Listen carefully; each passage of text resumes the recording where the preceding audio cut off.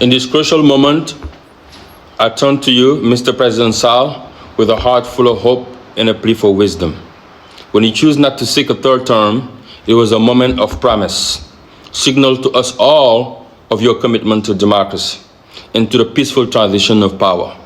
Your decision was met with applause across our nation, but also around the world, a testament to the trust that we placed in you to uphold fairness and integrity in guiding our beloved country forward. Yet, whispers from your circle hint at a change of heart, urging you to extend your stay beyond the bounds set by our Constitution.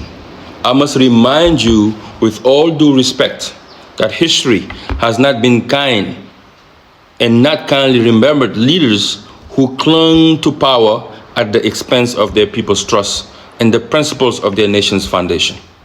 Recall the lessons learned from Gambia just recently, our neighbor, where you, Mr. President, played a pivotal role in restoring democracy. Like then, the principles of justice and the rule of law must always prevail. Nobody can stop it. Our electoral system is flawed. Despite collecting signatures and mobilizing nationwide, our efforts were dismissed unfairly, excluding many candidates. This undermines the integrity of our presidential elections, and you know that, and silences those striving for a better Senegal. There is evident manipulation in our electoral process, favoring certain candidates while excluding others. This not only violates democratic principles, but also restricts fair competition and equal opportunity.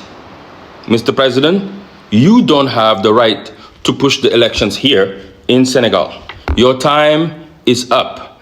As the pages turn to April 2nd, 2024, your tenure as president in Senegal reaches its natural conclusion. This moment is your opportunity to cement a legacy of honor, to show the world the strength of Senegalese democracy, and to pass the torch with grace to the next generation. The work we've accomplished must not be overshadowed by a lingering grip on power. You've done the work, you've tried what you can, but if you don't leave, unfortunately, it will linger everything that you've done. The true measure of leadership is knowing when to step aside and let the nation's future unfold. I stand before you alongside my fellow Senegalese, hopefully and watchful, to look to you to make a choice that will echo through history, to reaffirm our nation's path towards progress, peace, and prosperity.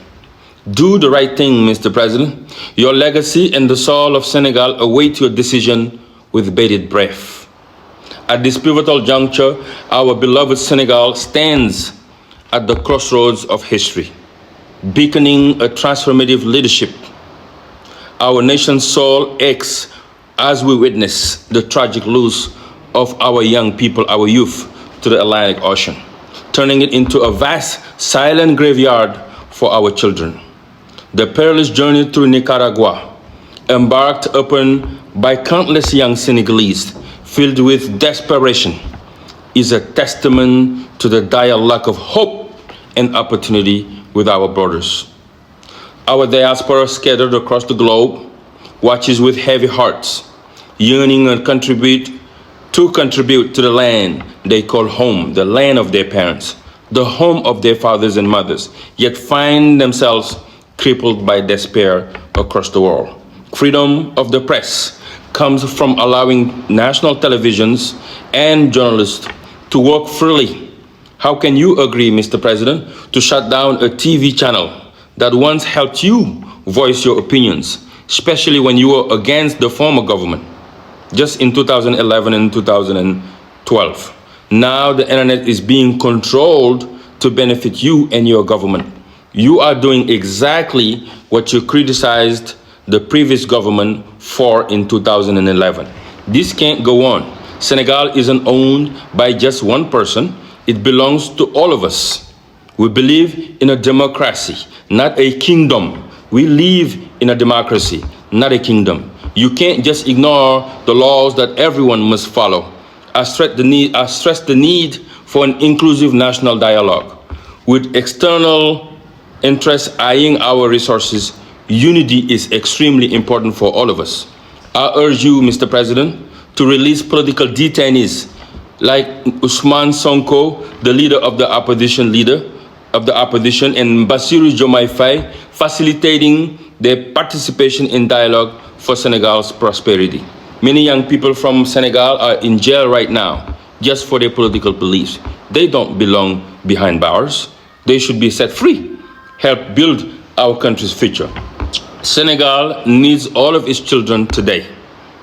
We have seen accommodations made in the past. In the past dialogues you've organized for political futures. Similar gestures now can aid peace and stability. I call for comprehensive dialogue to shape our nation's future post-April 2nd, 2024, preserving our legacy and ensuring Senegal's advancement.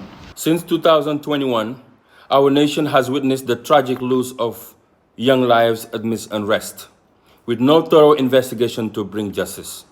The pandemic unveiled corruption scandals involving government officials and millions of dollars, yet answers remain out of reach.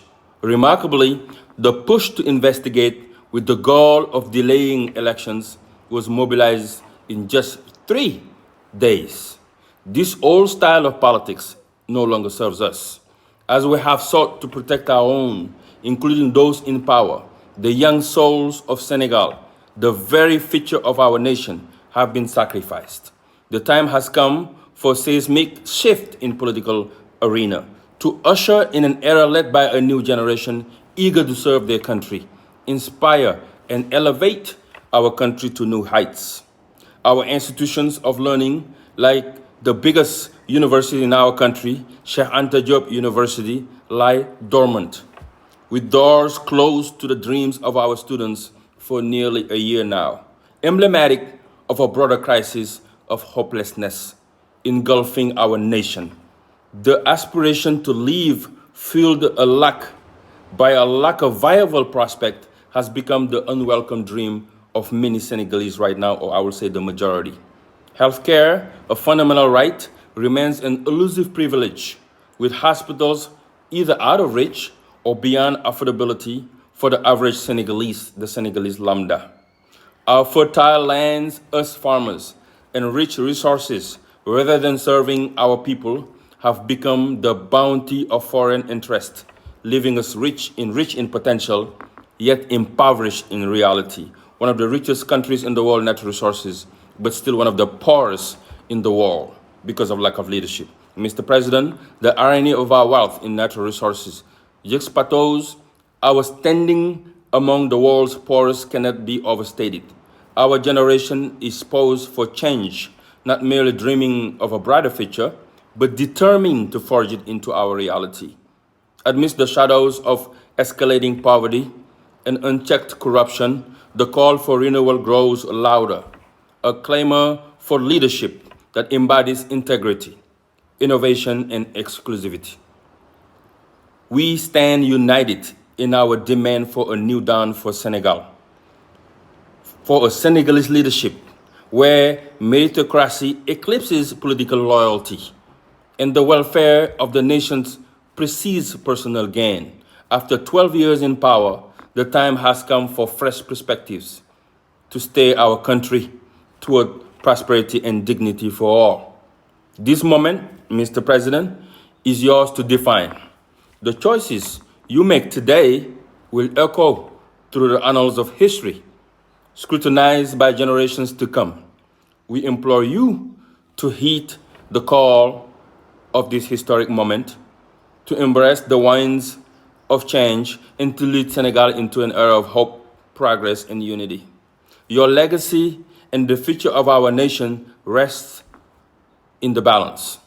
We borrowed this country from the future generations, and we have the obligation to leave this Senegal that we inherited better than we found it. In these times of uncertainty, let us remember, my fellow brothers and sisters in Senegal and around the world, the diaspora, that we are not enemies. But we, fellow Senegalese, united by shared dreams and challenges, like many nations, we face obstacles. But it is our unity that holds the power to overcome them. Together, with unwavering solidarity, we can build a brighter, stronger future for Senegal. God bless you, and again, God bless this country that we call home, Senegal. Jërë ngeen jëf. Thank you.